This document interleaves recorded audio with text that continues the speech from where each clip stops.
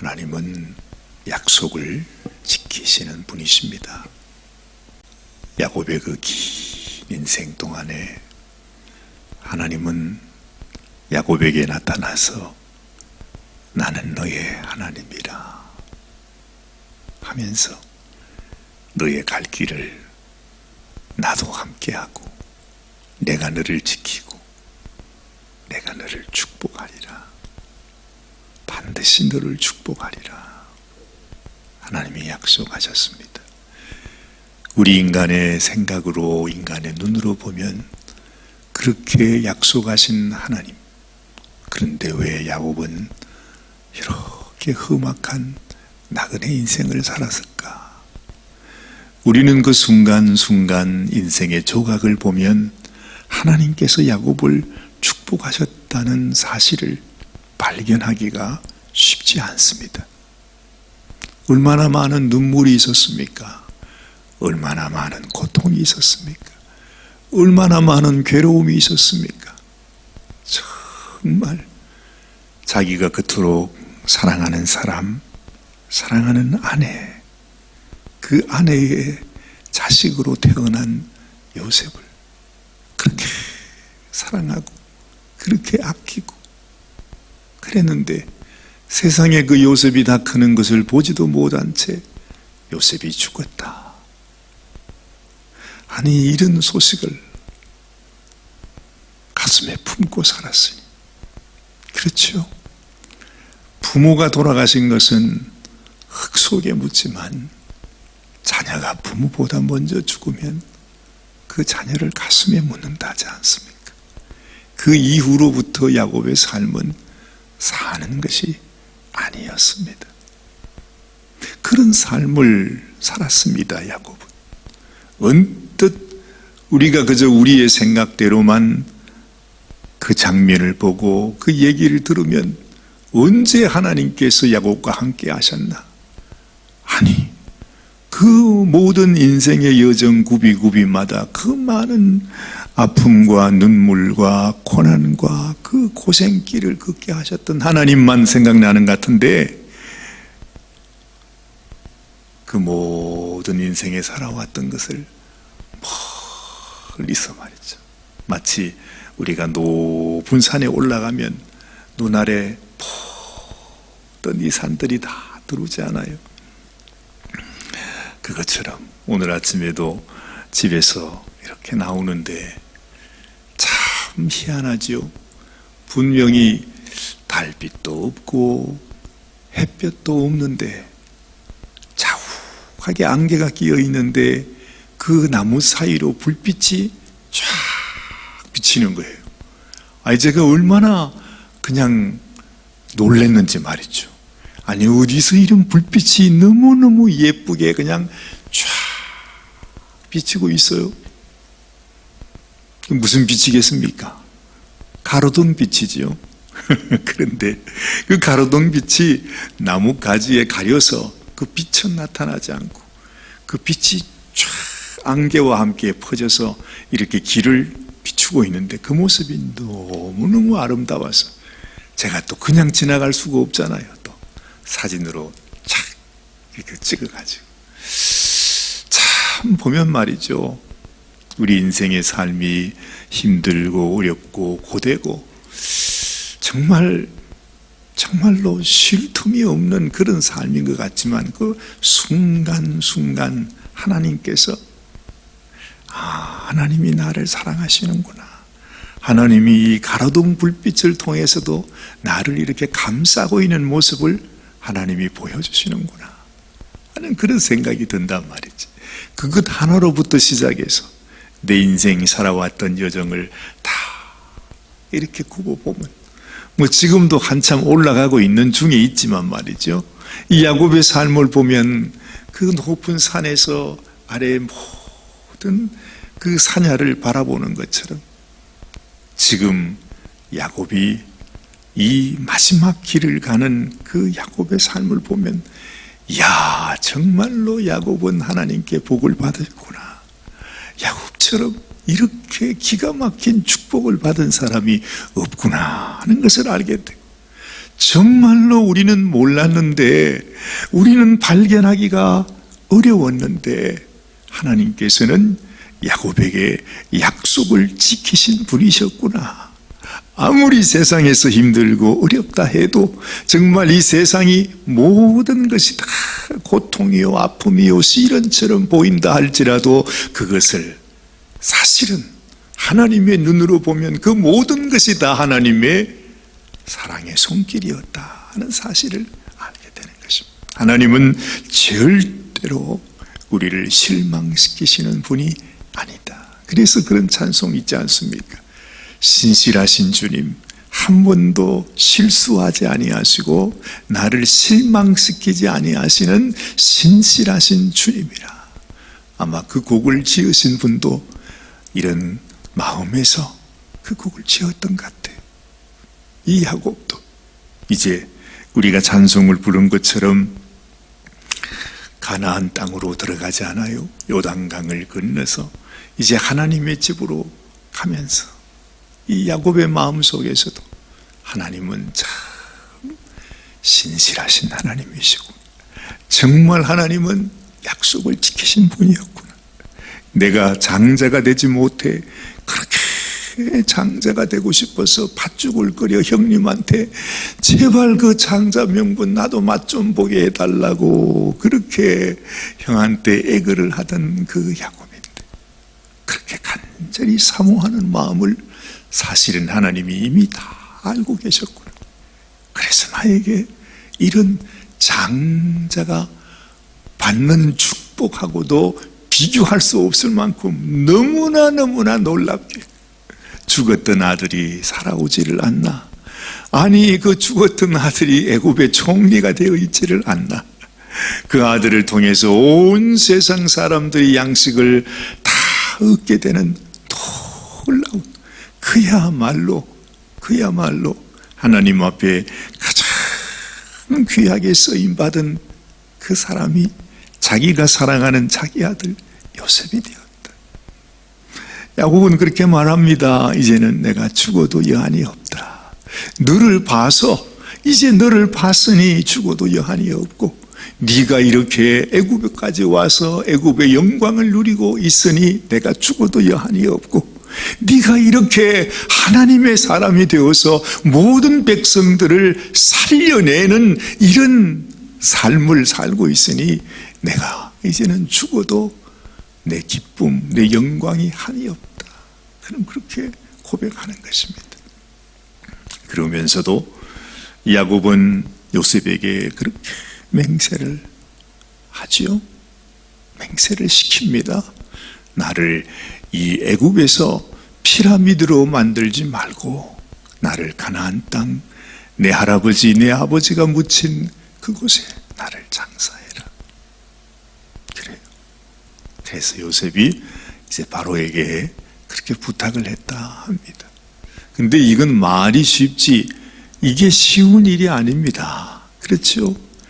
이 장례식을 하는데 말이죠. 오늘 여기 보니까 아버지의 몸을 향으로 처리하게 하는데 40일이 걸렸답니다. 뭐 우리가 잘 아는 대로 이집트 그러면은 이 시신을 오랫동안 뭐 그 당시에는 그렇게 해서 영원히 뭐 살게 된다 하는 뭐 그런 믿음을 가지기도 했었겠지만은 어쨌든 그 야곱의 시신에게 아주 소중하게 그것을 이렇게 간직하도록 오래오래 그 모습을 갖고 있도록 하기 위해서 이제 40일을 들여서 그 몸을 향으로 처리하게 했다 그럽니다. 거기다가 애굽 사람들이 70일 동안 그를 위해서 곡을 했다 그래요. 야, 참 애굽의 이 야곱의 아들들이 아니고 애굽 사람들이 마치 자기 아버지 자기 나라의 왕이 죽었을 때보다도 더 그냥 곡을 하면서 슬퍼한 그 모습을 우리가 보는 것입니다. 이제 곡하는 기한이 지났습니다. 요셉이 바로의 궁에 말을 전가를 합니다. 아버지께서 나에게 이렇게 유언하셨는데 이곳에 나를 장사하지 말고 내 고향 가나안 땅에 나를 장사해달라. 사실은 그것은 정말 아주 머나먼 길이잖아요. 그 장례를 한두 사람이 그 가정이 어떻게 시신을 가지고 가는 것이 아니라 오늘 이 말씀을 보면 오늘 6절 말씀에 바로가 말합니다. 그가 네게 시킨 맹세대로 올라가서 네 아버지를 장사하라. 그리고 요셉이 자기 아버지를 장사하러 올라가니 바로의 모든 신하와 바로 궁의 원로들과 애굽 땅의 모든 원로들, 하여튼 모든 애굽의 높은 귀인들은 전부 다 함께 요셉의 온 집과 그의 형제들과 그의 아버지의 집이 그와 함께 올라가고 그들의 어린 아이들과 양떼 소떼만 고센 땅에 남겼다. 그래. 그뿐만이 아니에요. 애굽의 병거들이 따라갑니다. 9절 말씀 보니 병거와 기병이 요셉을 따라 올라가니 그때가 심히 컸더라. 아마 애굽이 생기고 난 이후에 이보다 더 큰 행렬로 다른 나라까지 가게 되는 이 장례 행렬은 없었을 것입니다. 이게 무엇을 의미하는 것입니까? 야곱이 이 땅에 살아가는 삶은 험악한 나그네 삶이었지만 그 야곱이 하나님께로 가는 그 길은 이 세상 그 어느 누구보다도 더 영광스러운 하나님의 사람이 가는 길, 이 땅에 애굽의 모든 왕들과 애굽의 모든 원로들과 그 모든 귀인들이 다 그 아버지의 가는 길을 애도하면서 그 장례식을 하는 모습을 보는 것입니다. 그 자체가 귀한 것보다도 하나님께서 그렇게 만들어 주셨다는 거죠. 예전에 야곱이 그런 서원을 드린 적이 있죠. 나를 내 고향 땅으로 돌아오게 해주시면, 하나님께서 나를 그렇게 지켜주시면 내가 내 평생의 10의 1조를 하나님 앞에 올려드리겠습니다. 이게 온전히 자기의 삶이 하나님의 것임을 고백하겠다고 하는 그의 신앙 고백이 아닙니까? 그런데 오늘 여기 보면 네가 내게로, 나에게로, 나의 고향, 나의 집, 정말 너의 본향이 되는 내게로 네가 나올 때 내가 너를 그냥 오게 하는 것이 아니라 이 세상의 모든 영광과 모든 영화 속에서 내가 너를 나에게 오게 하리라. 하나님이 이 야곱이 서원한 것을 반대로 하나님께서 내가 너의 하나님임을 온 세상이 보게 하리라, 온 세상이 알게 하리라, 너의 자녀 너의 아들들이 알게 하리라. 내가 너의 하나님이라. 나를 사랑하고 나를 바라보고 나를 의지하고 믿고 살아갔던 그 인생을 하나님은 결코 실망시키지 아니하신다는 것을 오늘 이 야곱의 장례 암을통을 통해서 우리가 알게 되는 것입니다. 드디어 요단강 건너편에 다다랐답니다. 아닷 타작마당에 이르러 거기에서 크게 울고 애곡하며 요셉이 아버지를 위하여 7일 동안 애곡하였더니 그 땅 거민 가나안 백성들이 아닷 마당의 애통을 보고 이르되 이는 애굽 사람의 큰 애통이라. 그 땅 이름을 아벨 미스라임이라 하였으니 곧 요단강 건너편이라. 그래, 온 땅, 애굽 땅뿐만 아니라 가나안 땅의 모든 사람까지 이 야곱이 가는 길, 그리고 그 모든 애굽인들이 그 앞에서 곡을 하며 그 앞에서 슬퍼했던 모습을 우리들에게 보여주고 있는 것입니다.